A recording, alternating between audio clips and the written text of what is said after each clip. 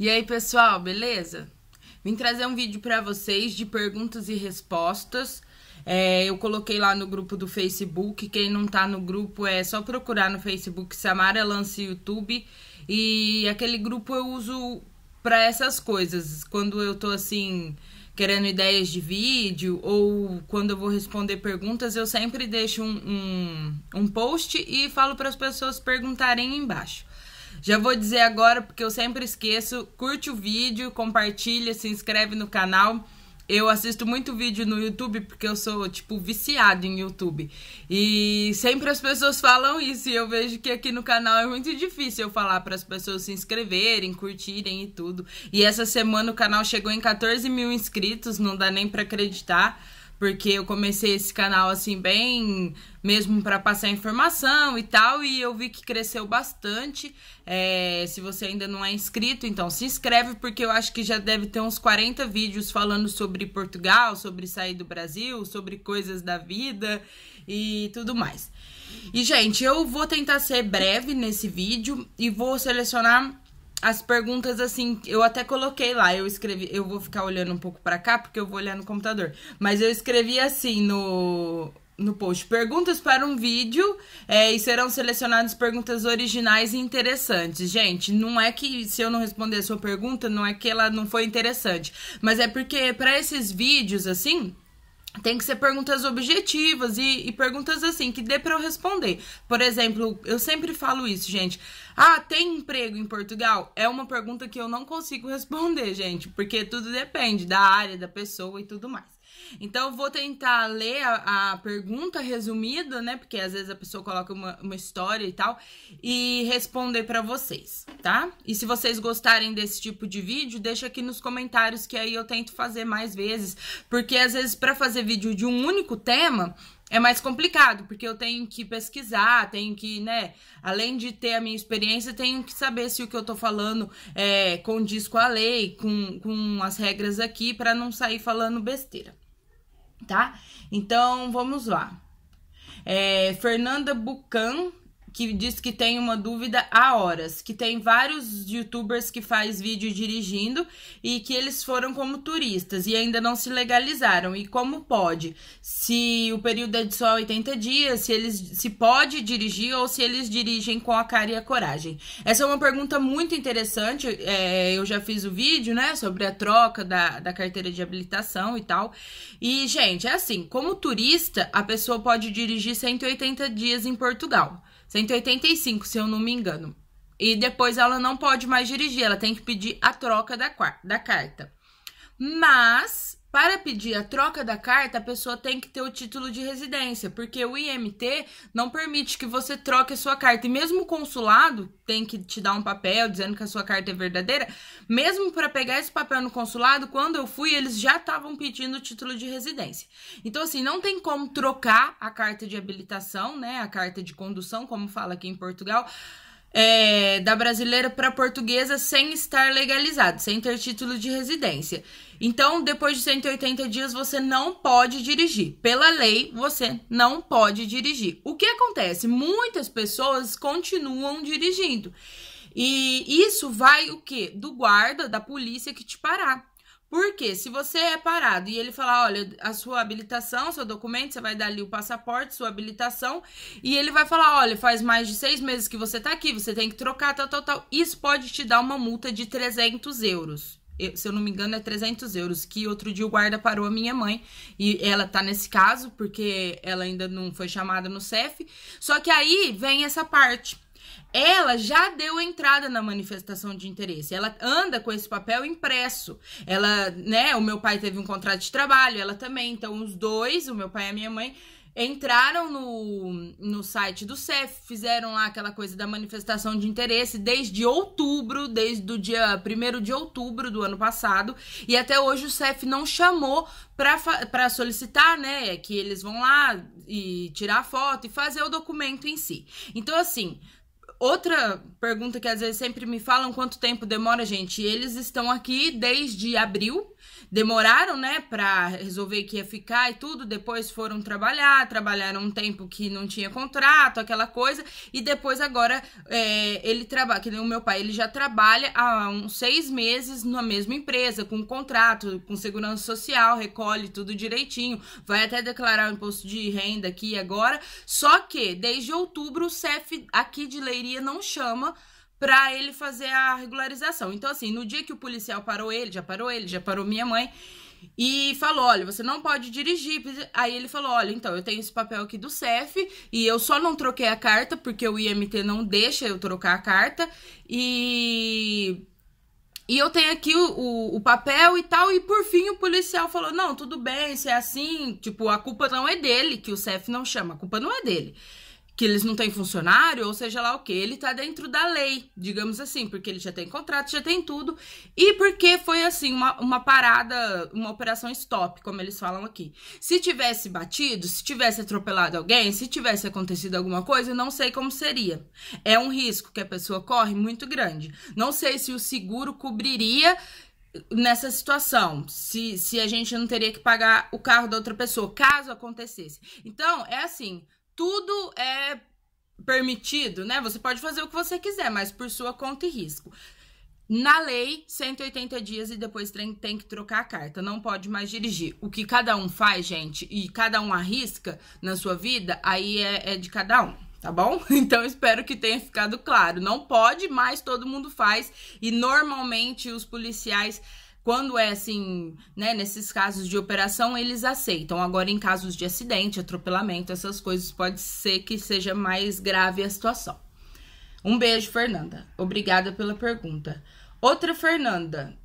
Dia das Fernandas. Fernanda Santiago Soares. Gostaria de saber quais são os bairros mais baratos para arrendamento. Se for referente à cidade de Leiria, não existe tanta diferença entre os bairros. O que existe é mais centro, mais caro, mais afastado, mais barato. Existem alguns bairros aqui que aqui não fala bairro, fala freguesia, zona, essas coisas.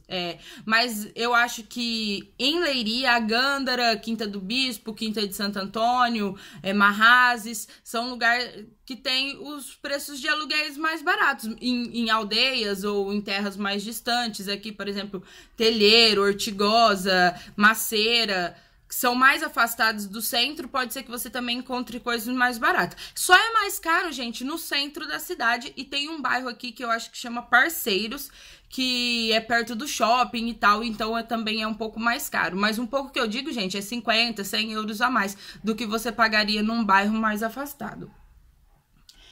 E Alaide Siqueira, gostaria de saber qual site entra para conseguir bolsa de estudo em Portugal. Qual foi o site que eu acessei? Eu não sei se existe algum site específico. O que eu acessei foi mesmo o site da faculdade. E lá na faculdade que eu me inscrevi, que foi no IPL, tinha lá já para você se candidatar à bolsa.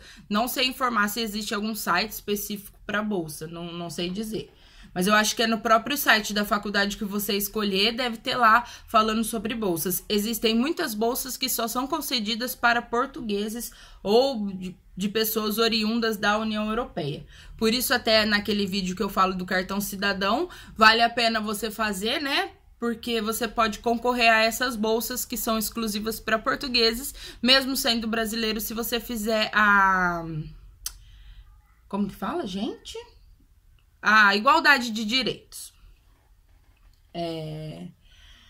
Adenilde Zade, estou ouvindo falar que o cartão de residência está sendo negado para ilegais, é verdade? Olha, o cartão de residência, gente, sempre foi negado ou não negado, dependendo da documentação, da empresa que você trabalha, de como você tá. Existem empresas que são, tipo, bloqueadas no CEF. Por quê? São empresas que já tiveram problemas, são empresas que vendem contrato. Essa semana a gente viu aí uma situação que aconteceu, não sei se vocês viram, alguns brasileiros e até portugueses, advogados, foram presos numa operação do CEF, numa maracutaia para legalizar as pessoas no processo de cidadania. Isso existe, gente, em todo o âmbito, né, no que diz respeito à documentação. É uma coisa que todo mundo procura.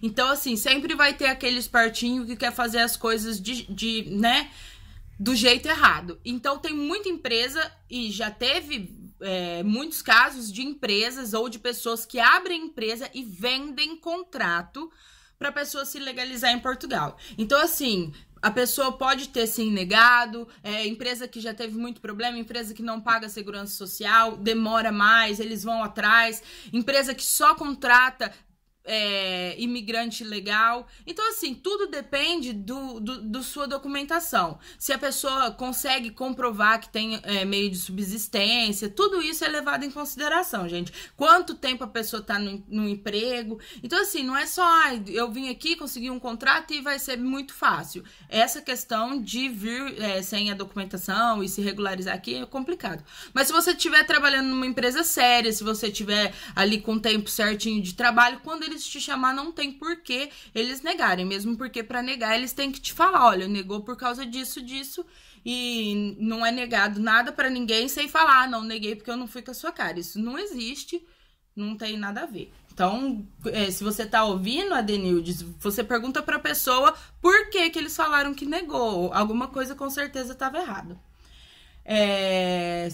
Roberta Chimango se candidatou a uma pós-graduação em universidade em Lisboa. É fácil ou difícil ser selecionada? Olha, eu particularmente, de todas as pessoas que eu vejo que estão vindo para cá com visto de estudo, principalmente em mestrado e pós-graduação, não é muito difícil, mesmo porque é pago. Então, assim, eles fazem análise do currículo, histórico escolar, às vezes pede para você mandar uma carta de, tipo, escrever, né?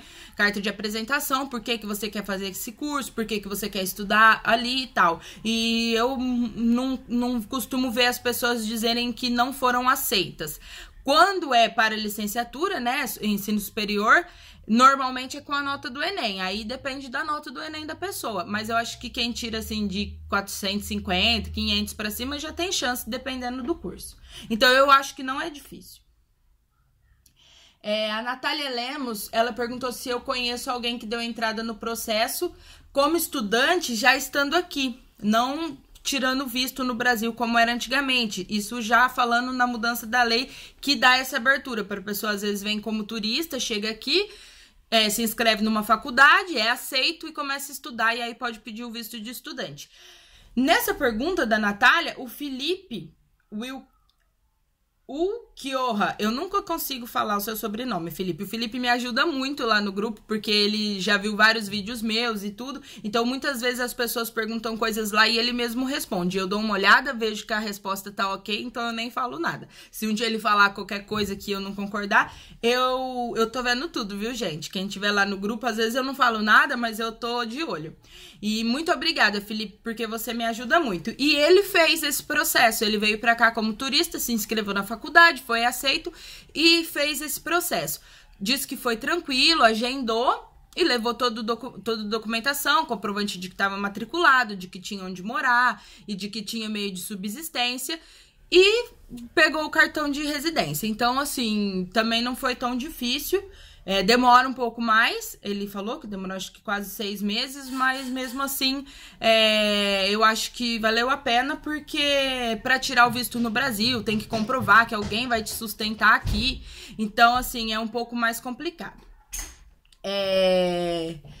E a pergunta do próprio Felipe, né, ele perguntou a respeito de que eu fiz a troca da residência de estudante para trabalhadora. E que se houve problema, não. Já ouvi dizer que não tem como. E não tem como, gente. Eu já tinha falado isso em algum vídeo.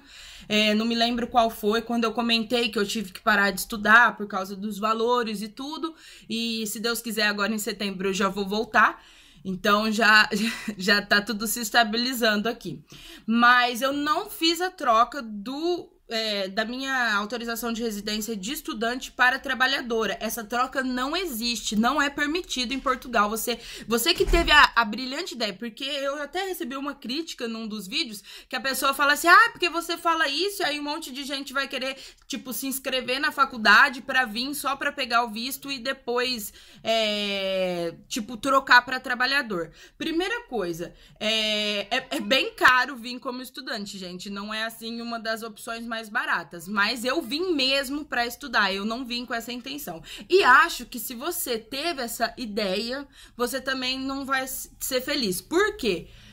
Pode ser que aconteça o que aconteceu comigo, mas pronto.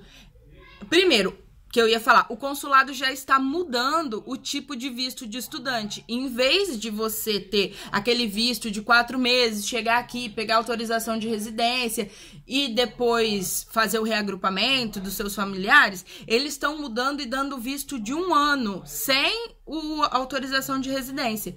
Então, assim, é o visto de 1 ano para você vir estudar e depois, quando você for renovar no CEF, daí 1 ano que você vai poder trocar. Eu ouvi isso em algum lugar, não sei dizer se assim é uma informação verídica, que se já está acontecendo em todos os consulados, mas isso já é uma forma. E outra, como eu expliquei no vídeo, quando você vem como estudante e depois consegue o trabalho, continua estudando, e caso você não queira mais estudar, ou se você não for conseguir estudar, você tem que fazer o quê? Como uma pessoa que veio como turista. Você tem que ter um contrato de trabalho, fazer uma manifestação de interesse, esperar sei lá quanto tempo, o seu título de estudante é cancelado e você vai tirar um título de residência como trabalhador. Tudo como se você fosse um turista. Não tem diferença. Eu fiz todo esse procedimento, porém, no meu caso, como eu vim e reagrupei o meu marido, depois, quando eu fui renovar, eu não consegui renovar o meu, foi cancelado o meu título de residência, mas o meu marido, como ele era reagrupado e ele tinha contrato de trabalho, quando ele foi... Como que fala, gente? Quando ele foi renovar o dele, ele conseguiu renovar como trabalhador, não como reagrupado. E aí, nesse caso, depois eu agendei e ele me reagrupou. Então, assim, da primeira vez eu reagrupei ele, da segunda vez ele me reagrupou. Então, hoje o visto que eu tenho aqui, tipo, o meu título de residência aqui é de reagrupamento familiar. Porque o meu marido tem uma autorização de residência, então eu tenho um reagrupamento familiar. Gente, é muito complicada essa história. Um dia eu posso contar pra vocês detalhadamente tudo o que aconteceu pra eu conseguir. Eu fiquei um tempo de novo sem o cartão, foi bem complicado. Então, assim, se você tá tendo essa ideinha brilhante de fazer isso, não faça, porque se você não for casado, se o seu marido ou sua esposa na época não tiver um contrato de trabalho, não tiver tudo certo, você vai ter jogado tudo pelo ralo. E então, é melhor você ou vir logo como turista, se for essa ideia sua, né, de vir aqui com visto de estudante só pra entrar, não vale a pena. É melhor você vir, então, como turista e fazer o que todo mundo faz, porque você vai gastar dinheiro pra vir como estudante, depois chega aqui, você vai ter que passar por todo o procedimento que um turista passa. E fora que você pode estar prejudicando outras pessoas que depois querem vir mesmo para estudar e de repente o consulado e o CEF vai começar a colocar barreiras nisso por causa de pessoas fazendo esse tipo de coisa. Então, assim, a gente sabe como que é, né? Nossos conterrâneos, não todos, graças a Deus, mas tem gente que sempre quer o caminho mais fácil. Então, é isso. Obrigada. Outra do Felipe, ele perguntou sobre o reagrupamento familiar do meu marido, se foi no mesmo dia que saiu a minha residência ou se foi depois, porque dizem que tem que fazer um novo agendamento. E sim, gente, só um minutinho que a pessoa tá quase derrubando aqui a mesa. Sara, não bagunça a mesa, porque eu tô gravando um vídeo. Fala oi pro pessoal. Ai, deixa eu lá. Então, gente, é assim, você, por exemplo, no meu caso, eu vim com visto. Depois eu agendei para solicitar o título de residência. Depois que o meu título de residência foi autorizado e que ele chegou nas minhas mãos, que eu agendei um dia para ir reagrupar meu marido. Então, por isso, demorou. Meu marido chegou aqui junto comigo em agosto e o título de residência dele saiu só em janeiro. O meu saiu em novembro e o dele saiu em janeiro. Então, demorou bastante e não é no mesmo dia. Não adianta achar que o dia que você for no CEF, mesmo que você já tiver visto, seu marido e seus filhos, tem que esperar chegar o seu título para depois fazer o deles.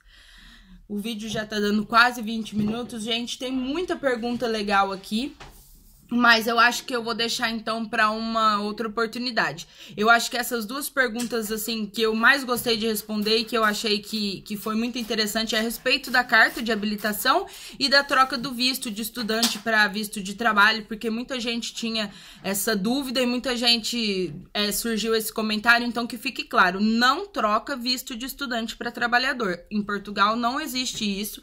Você tem que entrar com um processo de manifestação de interesse todo novamente.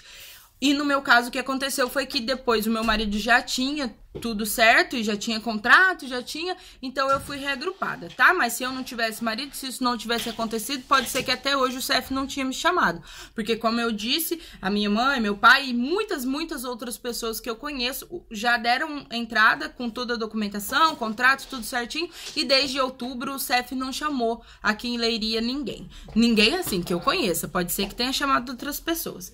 Mas é isso, gente, de novo eu vou falar, curte esse vídeo, compartilha, se inscreve no canal, a gente já tá quase chegando em 15 mil, é muito legal isso e é bom que tenha essa informação para outras pessoas, né? Muita gente vem, não sabe nem... Gente, tem gente que chega aqui, eu fico de cara, porque hoje em dia, com internet, com Google, com YouTube, toda gente falando, todo mundo falando sobre tudo, e tem gente que chega aqui perdidinho, não sabe nem o que é NIF, não sabe nada. Então, gente, se prepara, pesquisa, para você não vir aqui e sofrer mais do que já se sofre normalmente, tá bom? Um beijo, até o próximo vídeo. E eu vou fazer, então, parte 2 com as outras perguntas que ficaram. Se você não tá lá no grupo do Facebook, entra Samara Lance YouTube e pode deixar sua pergunta lá pro próximo vídeo. Vou deixar aqui o link, me segue no Instagram também. Não sei pra quê, mas todo mundo do YouTube manda seguir no Instagram. Então, me segue no Instagram também. Às vezes eu coloco fotos de passeios, coisas aqui de Leiria bem legais. Como eu ainda não faço muito vlog, dá pra vocês verem um pouquinho da cidade, um pouquinho de Portugal, tá bom? Um beijo, fala tchau pro pessoal, beijo! Tchau, beijo!